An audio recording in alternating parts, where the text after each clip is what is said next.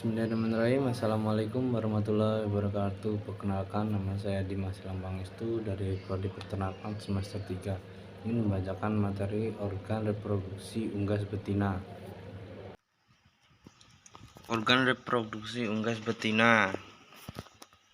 Latar belakang: unggas merupakan salah satu jenis hewan yang banyak digemari oleh manusia. Unggas mempunyai berbagai macam jenis yang dapat menarik perhatian manusia untuk bisa memeliharanya. Selain itu, ada juga yang berusaha untuk dijadikan sebagai hewan ternak. Unggas berkembang biak dengan bertelur. Dalam reproduksi, unggas adalah dengan cara bertelur, hingga pada unggas ini memiliki organ reproduksi yang berbeda dengan mamalia. Kelompok unggas merupakan hewan ovipar sehingga tidak memiliki alat kelamin luar.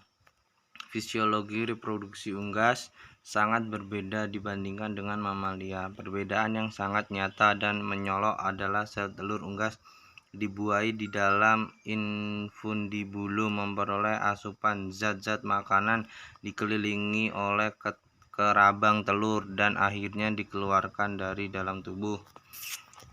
Anatomi reproduksi unggas betina. Reproduksi adalah suatu proses perkembangbiakan suatu makhluk hidup untuk menghasilkan individu baru.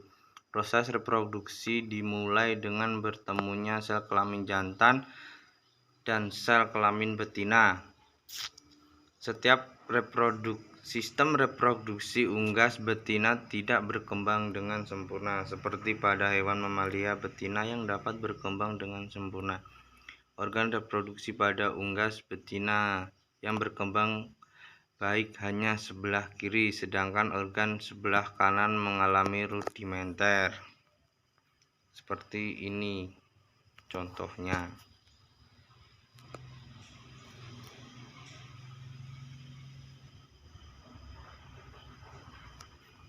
Organ reproduksi unggas betina. Yang pertama, ovarium.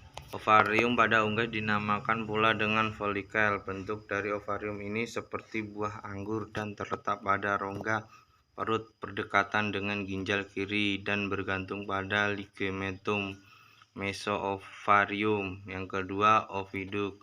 Oviduk terdapat sepasang dan merupakan saluran penghubung antara ovarium dan uterus. Pada unggas oviduk hanya satu yang berkembang baik dengan satunya mengalami rudimenter. Bentuknya panjang dan berkelok-kelok yang merupakan bagian dari ductus muller. Ujungnya melebar membentuk corong dengan sapi yang berjumpai, yaitu oleh infibulum, magnum, dan idhumus. Yang ketiga, uterus. Uterus merupakan bagian oviduk yang melebar dan dinding kuat. Di dalam uterus, telur mendapatkan kerabang keras yang terbentuk dari garam-garam kalsium. Yang keempat, vagina. Bagian akhir dari oviduk adalah vagina dengan panjang sekitar 12 cm. Telur masuk ke bagian vagina setelah pembentukan oleh kelenjar kerabang sempurna. Yang kelima, kloaka. Kloaka merupakan bagian paling ujung luar dari induk tempat dikeluarkannya telur. Total waktu untuk pembentukan sebutir telur adalah 25-26 jam.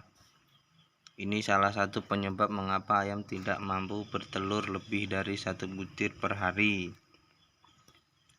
Kesimpulan: sistem reproduksi unggas betina tidak berkembang dengan sempurna seperti pada hewan mamalia betina yang dapat berkembang dengan sempurna. Organ reproduksi pada unggas betina yang berkembang dengan baik hanya sebelah kiri, sedangkan organ sebelah kanan mengalami rudimenter atau pengecilan. Alat reproduksi ayam betina terdiri dari dua bagian utama, yaitu ovarium yang merupakan tempat sintesis hormon steroid sekuel, gametogenesis dan perkembangan, serta pemasakan kuning telur atau ovum. Bagian kedua adalah oviduk, yaitu tempat menerima kuning telur masak, sekresi putih telur, dan pembentukan kerabang telur. Pada unggas umumnya dan ayam pada khususnya hanya ovarium kiri yang berkembang dan berfungsi, sedangkan pada bagian kanan mengalami rudimenter. Sekian, terima kasih. Itulah materi dari saya, semoga bermanfaat. Saya akhiri, wassalamualaikum warahmatullahi wabarakatuh.